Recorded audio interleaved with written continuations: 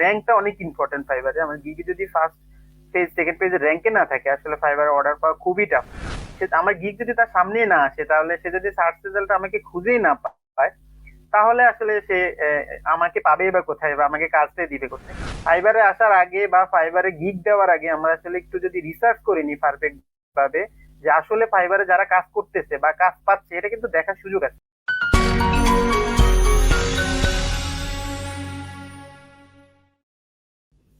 তো জুয়েল, শুরুতেই ফাইবারের একটি কমন কোশ্চেন আপনাকে করতে চাই।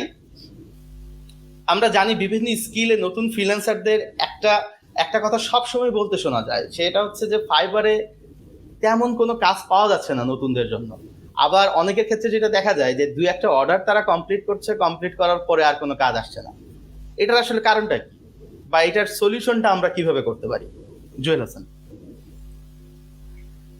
হ্যাঁ, ঠিক বলছেন, এটা আসলে খুবই একটা কমন কোশ্চেন আমাদের জন্য।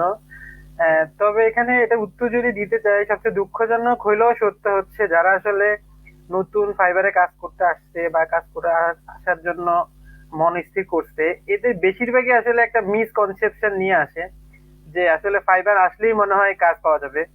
ফাইবার আমাদের জন্য মনে হচ্ছে বায়ার রেডি হয়ে থাকে যে আমরা আসলেই কাজ দিয়ে দিবে, এরকম একটা। কারণ হচ্ছে বেশিরভাগ যেসব জায়গা থেকে নতুন ফ্রিল্যান্সাররা আসে, এরা আসলে খুবই যে জিনিসটা নিয়ে আসে এখানে, সেটা হচ্ছে ভুল ইনফরমেশন শুনে আসে। যে আসলে মনে হয় এইসব মার্কেট গুলো তাদের সামনে এমন ভাবে উপস্থাপন করা হয় যে এখানে আসলেই টাকা আর টাকা। ব্যাপারটা আসলে মূলত পুরোটাই ভিন্ন ব্যাপার। হচ্ছে ফাইবারে যারা কাজ করবে মার্কেট প্লেস হিসেবে, একজন সেলার হিসেবে কাজ করতে আসলে বেশ কিছু জিনিস আসলে আমাদেরকে কাজ করার আগেই জেনে আসতে হয়, যদি আমাদের এখান থেকে একটা আমরা ভালো করতে চাই বা ভালো একটা আর্নিং জেনারেট করতে চাই। তো এই ইনফরমেশন গুলো আমরা আসলে আগে নিয়ে আসি না, বেশিরভাগই এটা করি। এই কারণে আসলে দেখা গেছে আসলেই শুরুতে এখানে বেশ কিছু স্ট্রাগল করতে হয়, বা কিছু টুকটাক কাজ পাইলেও এরপর আর কাজ পাওয়া যায় না। এটা একটা কমন সমস্যা। দ্বিতীয় যেটা বলবো সেটা হচ্ছে, আমরা আসলে মনে করি যে আমাদের যে ফাইবারে গিগ দিতে হবে, আসলে কোনো রকম একটা গিগ দিয়ে দিলেই মনে হয় কাজ পাওয়া যাবে। ব্যাপারটা আসলে এরকম না। কারণ এখানে আমাদের মতো আরো এরকম হাজার হাজার সেলার আছে, আমাদের দেশ থেকে এরকম হাজার হাজার সেলার আছে, আর বাইরের কথাগুলো তো বাদই দিলাম। তো এরা আসলে আমরা যখন কাজ করতে চাবো বা আমাদের যদি কাজ দিতে চায়, আমাদের সেই কোয়ালিটিটা আসলে দেখাইতে হবে। কোয়ালিটি দেখাইতে হবে বলতে আমি আসলে এখানে বুঝাতে চাচ্ছি যে আমি অর্ডার নেওয়ার পরে হয়তো অনেকে বলবে যে কোয়ালিটি দেখানোর সুযোগ আছে, আমি যদি অর্ডারই না পাই তাহলে কোয়ালিটিটা দেখাবো কিভাবে? এখানে আসলে পয়েন্টটা সেটা হচ্ছে, আমি যে সার্ভিসটা এখানে দিতে আসছি, সেটা মূলত আমি আমার যে গিগটা, অর্থাৎ আমার সার্ভিস আমি প্রেজেন্ট করতেছি আমাদের যারা ক্লায়েন্ট থাকবে তাদের কাছে, এটা কতটুকু প্রফেশনাল। অর্থাৎ এই সার্ভিস আমি যে গিগের ইমেজ ব্যবহার করতেছি, টাইটেল ব্যবহার করতেছি, বা ডেসক্রিপশন গুলো লিখতেছি, এগুলো আসলে আমি ক্লায়েন্টদের ইমপ্রেস করার মতো করে লিখতে পারতেছি কিনা। অন্যদের থেকে আসলে আমরা যেটা করি, বেশিরভাগই চেষ্টা করি যে আরেকজন থেকে কপি করে অ্যানিমে দেওয়ার জন্য বা হুবহু সেরকম দেওয়ার জন্য। এভাবে আসলে কাজ পাওয়া যায় না। আমাদেরকে অবশ্যই আমাদের নিজস্ব স্টাইল বা ইউনিক, এটা নিয়ে আমাদের একটু রিসার্চ করতে হবে। ফাইবারে আসার আগে বা ফাইবারে গিগ দেওয়ার আগে আমরা আসলে একটু যদি রিসার্চ করে নিই পারফেক্ট ভাবে, যে আসলে ফাইবারে যারা কাজ করতেছে বা কাজ পাচ্ছে, এটা কিন্তু দেখার সুযোগ আছে। গিগ দেওয়ার আগে বা ফাইবারে কাজ করার আগেও অনেক সময় দেখা যায় যারা অলরেডি কাজ করতেছে তারা আসলে সে বা তারা কেন কাজ পাচ্ছে, এগুলো কিভাবে সাজাচ্ছে তারা, সেই জিনিসগুলো আসলে দেখানোর একটা নিজে থেকে একটা দেখার সুযোগ আছে। আমরা যদি ওই জিনিসগুলো একটু রিসার্চ করে নিই ঠিকভাবে, যে যারা কাজ পাচ্ছে কেন তারা কাজ পাচ্ছে, বা তাদের রিভিউ গুলা দেখেও অনেক সময় বোঝা যায় তারা আসলে কোন লেভেলে কাজ করে যাচ্ছে, তাদের টাইটেলটা কেমন ছিল, বা তারা ডেসক্রিপশন কিভাবে দিচ্ছে, এগুলো যদি আমরা, বা তারা কি ধরনের কিওয়ার্ড ব্যবহার করছে। ফাইবার কিওয়ার্ড অনেক ইম্পর্টেন্ট একটা জিনিস। আমরা যদি এই রিসার্চ গুলো ঠিক মতো করে এরপরে ফাইবারে আমাদের গিগটা দিই, তাহলে এটাতে আমাদের অন্য নর্মালি আমরা যেভাবে গিগ দিই সার্ভিস গুলো অফার করি ক্লায়েন্টের কাছে, তার থেকে বেশি পরিমাণ আমাদের চান্স থাকে যে ক্লায়েন্ট আমার দিবে নিউ সেলার নতুন হিসাবে। কারণ শুরুতে আসে আসলে আমরা যদি যে কোনো কাউকে ইমপ্রেস করতে পারবো না। ইমপ্রেস করার জন্য আমাদের বেশ কিছু জিনিস, আমাদের যে ফেস আমরা বলবো, আমাদের গিগ, একটা সেলারের ফেসই হচ্ছে তার গিগ। সেটার মাধ্যমে আমরা আসলে ক্লায়েন্টদের ইমপ্রেস করতে হবে, ফার্স্ট ইমপ্রেশন। এরপরে হচ্ছে, এটা হচ্ছে একদম প্রথম দিকের।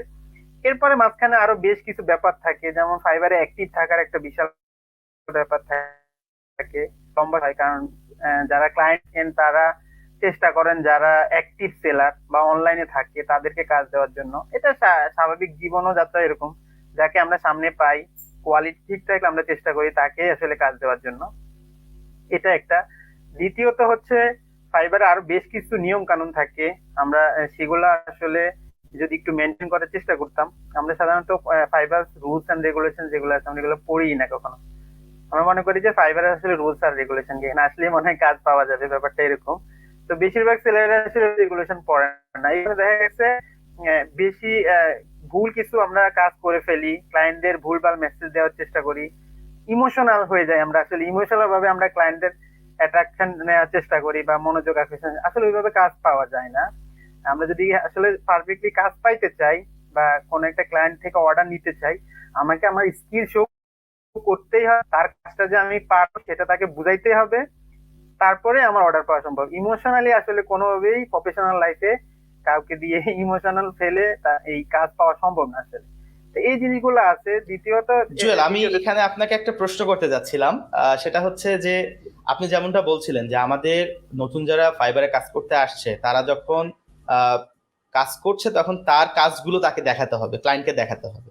তো ফাইবারে আমরা কি কি প্রসেসে এই জিনিসটা ক্লায়েন্টের সামনে আমার যে কাজগুলো আছে, যে কাজগুলো ক্লায়েন্ট পছন্দ করতে পারে, কি কি ওয়েতে আমরা এটা ক্লায়েন্টকে দেখাতে পারি, যদি আমাদের ভিউয়ার্সদের উদ্দেশ্যে বলতেন।